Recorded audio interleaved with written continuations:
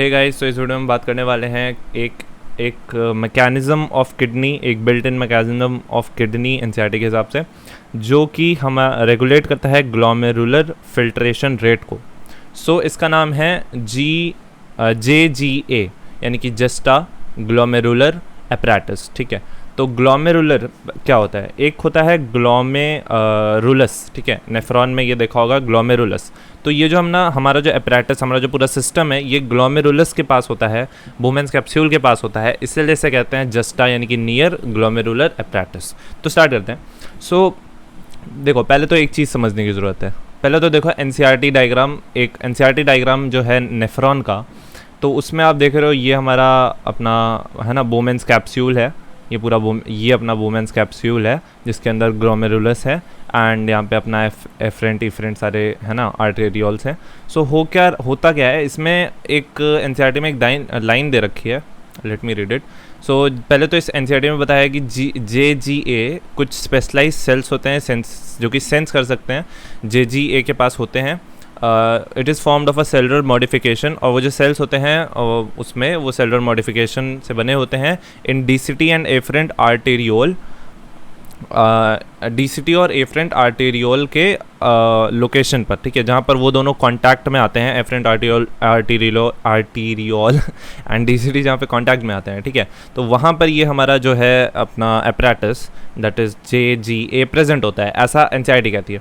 But हमने जब diagram देखा नेफ्रॉन का, तो उसमें तो DCT और वोमेंस कैप्सूल काफ़ी दूर दूर रखे हुए थे। सो ये क्या है? तो ये चीज़ देखो, होता क्या एक्चुअली ना, ये एक कॉम्पैक्ट सिस्टम होता है। ठीक है, it's a packed up thing. ठीक है, it's a packed up thing. ये सब एकदम घिसी मिजी एक दूसरे में ना घुसा रहता है। सो होता क्या है कि ये जो बोमेंस कैप्सूल है, यहाँ पर अगर DCT देखो मैंने कहाँ से बनाया, अगर यहाँ से आओ, यहाँ चले जाओ, ठीक है, और इसको तुम यहाँ से निकाल दो, इसके पीछे से, एंड ये ऊपर से, और यहाँ पर फिर वापस से इसे कनेक्ट कर दो। सो इस तरीके से अगर DCT को इमेजिन कर सकते हो तुम, वैसे इसका डायग्राम ये भी फॉलो कर सकते हो, समझने वाला डायग्राम। ठीक है, तो ये जो समझने वाला डायग्राम है, इसमें तुम्हें दिख रहा है कि DCT एंड जो अपना ग्लोमेरुलस है वो उसके दोनों एफरेंट और इफरेंट आर्टेरियोल के बीच से हमारा DCT जा रहा है ना, ये तुमको दिख रहा है, DCT हमारे बीच से जा रहा है। तो ये जो अपना ये वाला एरिया है, यहीं पर ये पूरा एपरेटस सेटअप कर रखा हुआ है, जो कि हमारे ग्लोमेरुलस फिल्ट्रेशन रेट को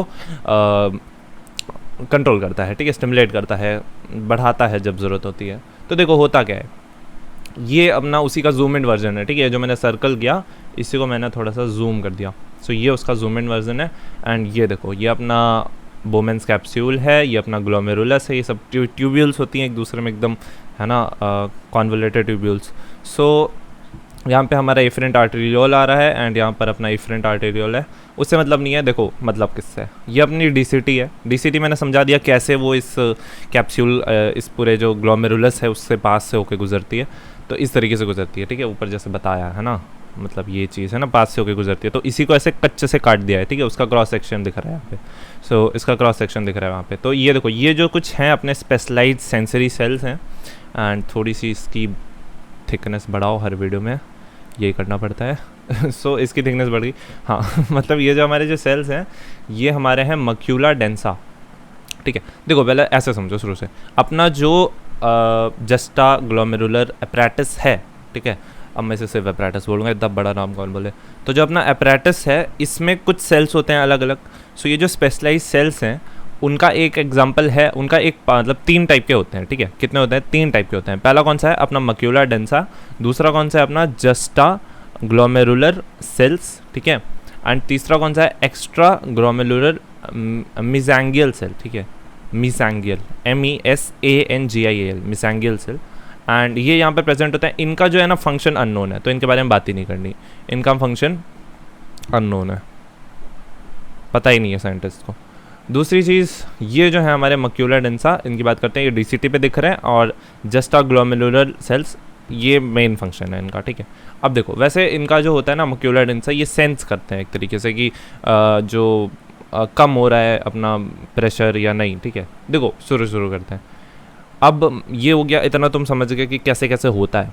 अब मैकेनिज़्म की बात करेंगे। ठीक है, तो अपने जो NCERT है वो क्या कहती है, पहले NCERT की सुनते हैं, फिर बाहर राज की बात करेंगे। ठीक है, राज की बात।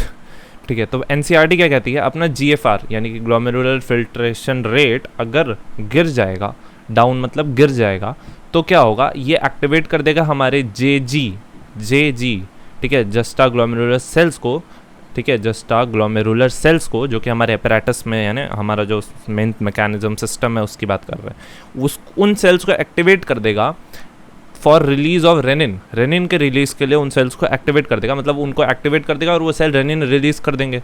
ये रेनिन जो है ना, रीनिन है, RENIN, नॉट रेनिन। रेनिन जो होता है एंड रेनिन लगभग एक ही है प्रोनाउंसिएशन में। ये वाला जो होता है ना, स्टमक वाला, जो स्टमक में रिलीज होता था, स्टमक में, इंटेस्टाइन में, कहीं तो होता था, डाइजेस्टिव सिस्टम में कहीं तो होता था ये, एंड ये I think coagulation of milk करता था, बट यहाँ उस रेनिन की बात नहीं हो रही है। यहाँ ये इन्फेंट्स में होता था यानी कोएगुलेशन ऑफ मिल्क करता था, बट इस रेनिन की बात नहीं हो रही है यहाँ पे।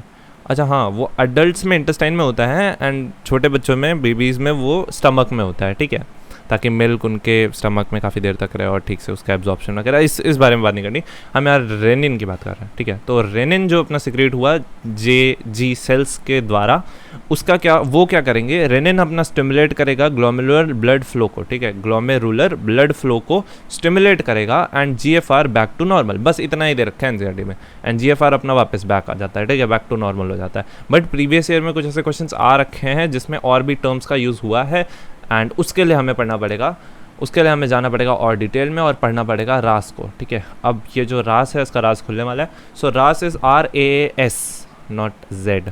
सो RAAS पहला होता है रेनिन, एनजीओ वैसे सुनने में ज़्यादा अच्छा है, बार बार एनजीओ लिख देता हूँ, NGO है, ठीक है, NGO, okay, angiotensin and aldosterone system. ये एक पूरा एक ना कहानी है एक तरीके की। अब इस कहानी को सुनाता हूँ मैं। Fall in glomerular blood flow, अगर blood flow, glomerular blood flow decrease हुआ, ग्लोमेरुलर ब्लड प्रेशर डिक्रीज हो जाएगा। देखो ब्लड फ्लो, ब्लड प्रेशर और ब्लड में कितना वॉल्यूम है, देखो अगर एक छोटी सी पाइप है, ठीक है, ये एक पाइप है एंड इस पाइप में ब्लड जा रहा है या फिर कुछ भी लिक्विड जा रहा है, अगर वो भर भर के एकदम जा रहा है, ठीक है, कंटिन्यूसली बहुत प्रेशर से जा रहा है, तो वो ऑब्वियसली वॉल्स पे ज़्यादा प्रेशर लगेगा, तो वॉल्यूम अगर बढ़ेगा तो प्रेशर भी बढ़ेगा, फ्लो भी बढ़ेगा, फिल्ट्रेशन रेट भी बढ़ेगा। तो ये सारी चीज़ें लगभग सेम ही है, ठीक है। तो इनमें से अगर कोई भी डिक्रीज होगा तो अल्टीमेटली सबके सब डिक्रीज हो जाएंगे। फ्लो डिक्रीज हुआ तो प्रेशर डिक्रीज हो जाएगा, प्रेशर डिक्रीज हुआ तो फिल्ट्रेशन रेट भी डिक्रीज हो जाएगा, क्योंकि उसी प्रेशर की वजह से अल्ट्रा फिल्ट्रेशन हो पाता है, तो इस वजह से फिल्ट्रेशन रेट भी डिक्रीज हो जाएगा। तो ये सारी एक ही बातें हैं, ठीक है। एंड देखो अगर ऐसा फॉल हुआ इनका, ठीक है, ड्यू टू एनी रीज़न, मान लो ब्लीडिंग होने लगी बहुत ज़्यादा, तो फॉल हो जाएगा ब्लड प्रेशर में।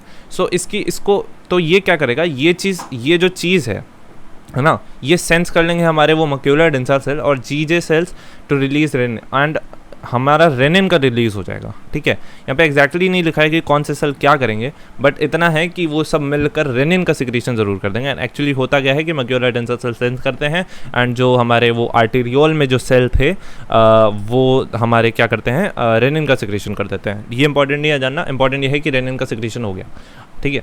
अब रेनिन जो सिक्रेट हुआ ये कन्वर्ट कर देगा एंजियोटेंसिन।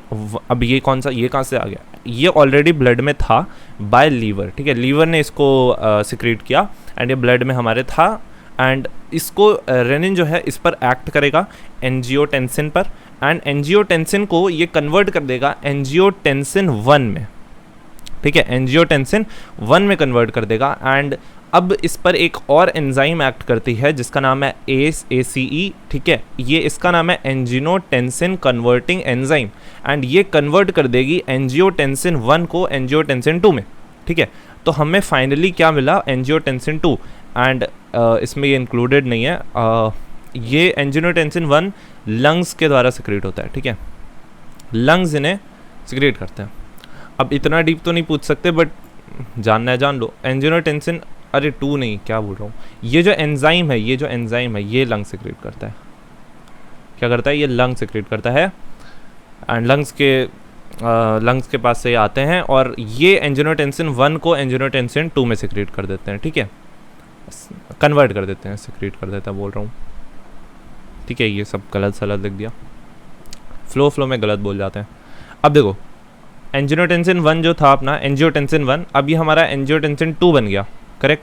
अब देखो एंजियोटेंसिन 2 जो हमारा है ये 2 काम करेगा, ब्लड वॉल्यूम इंक्रीज करेगा, glomerular blood pressure by arterial contraction. पहले तो ये क्या करेगा, ग्लोमेरुलर ब्लड प्रेशर को इंक्रीज करेगा। कैसे इंक्रीज करेगा, आर्टेरियल का कॉन्ट्रैक्शन करा देगा, ठीक है। वो जो छोटी छोटी आर्टरीज आ रही थी उनको कॉन्ट्रैक्शन करा देगा। जब जगह ही कम हो जाएगी तो उतना ही ब्लड को ज़्यादा जगह चाहिए, तो वो प्रेशर लगाएगा ना वॉल्स पे, तो प्रेशर बढ़ जाता है। तो प्रेशर बढ़ जाएगा तो फिल्ट्रेशन रेट बढ़ जाएगा, ठीक है। हमें ज़्यादा प्रेशर चाहिए, ज़्यादा प्रेशर चाहिए तभी फिल्ट्रेशन हो पाता है। वो स्लिट्स होते हैं ना उनके थ्रू तभी निकल पाता है चीज़ें। तो फिल्ट्रेशन तब भी हो पाता है जब ज़्यादा प्रेशर होता है। ज़्यादा प्रेशर करने के लिए क्या कर रहा है, कंस्ट्रिक्शन कर दे रहा है। कंस्ट्रिक्शन यानी इतनी मोटी आर्टरी होगी उसको इतना पतला कर देगा, तो मतलब इतना भी नहीं बट थोड़ा पतला कर देगा, ठीक है। अब इंक्रीज ब्लड वॉल्यूम बाय, अब देखो वॉल्यूम ब्लड का बढ़ा देगा। अब मैंने कहा था ना, या तो वॉल्यूम बढ़ा दो या तो आर्टरीज को ही छोटा कर दो। दोनों तरीक़ों से हम ब्लड के अंदर उस पर्टिकुलर आर्टीरियोल के अंदर प्रेशर को बढ़ा सकते हैं। सो इसमें क्या होता है, it leads to increase in pressure. अब मतलब देखो वही चीज़ मैंने जो बोला वही लिख दिया तो अगर वॉल्यूम बढ़ा तो प्रेशर बढ़ जाएगा ऑटोमेटिकली एंड उससे फिल्ट्रेशन रेट भी बढ़ जाएगा। तो अभी देखो क्या हो रहा होता है कि अब वॉल्यूम कैसे बढ़ाएंगे यार, वॉल्यूम ऐसे बढ़ाएंगे, signalling the PCT to reabsorb more NaCl and water. PCT को बोलेंगे भाई तुम ज़्यादा NaCl ज़्यादा वाटर एब्जॉर्ब करो ताकि ब्लड वॉल्यूम बढ़े, और स्टिमुलेट करेंगे और दूसरा ये जो हार्मोन अपना एंजियोटेंसिन 2 ये कर रहा है ना ये सब, ठीक है। ये ब्लड वॉल्यूम को इंक्रीज कर रहा है बाय 2 थिंग्स। पहले तो पीसीटी को बोल रहा है कि और ज़्यादा रीअब्जॉर्ब कर लो वाटर NaCl। फिर ये दूसरी चीज़ क्या कर रहा है, ये जा रहा है एड्रिनल ग्लैंड के पास, ठीक है। कौन जा रहा है, ये एंजियोटेंसिन, ठीक है। ये एंजिनो नहीं रहा, हाँ फिर से देखो सेम मिस्टेक, एनजीओ है, ठीक है, एनजीओ। तो ये एंजियोटेंसिन 2 जो है ये जाएगा एड्रिनल ग्लैंड के पास और उनको बोलेगा कि एल्डोस्टेरॉन रिलीज़ कर दो, ठीक है। एंड वो रिलीज़ कर देगा एल्डोस्टेरॉन एंड ये जो है ये फाइनली इंड्यूस करेगा हमारे DCT को to reabsorb more NaCl and water, ultimately blood volume बढ़ा देगा। तो this is how glomerular and filtration rate हमारा वापस से इंक्रीज़ हो जाएगा। लंग्स में नोट्स में इंक्लूड कर दूंगा, you can see to it. Thanks for watching.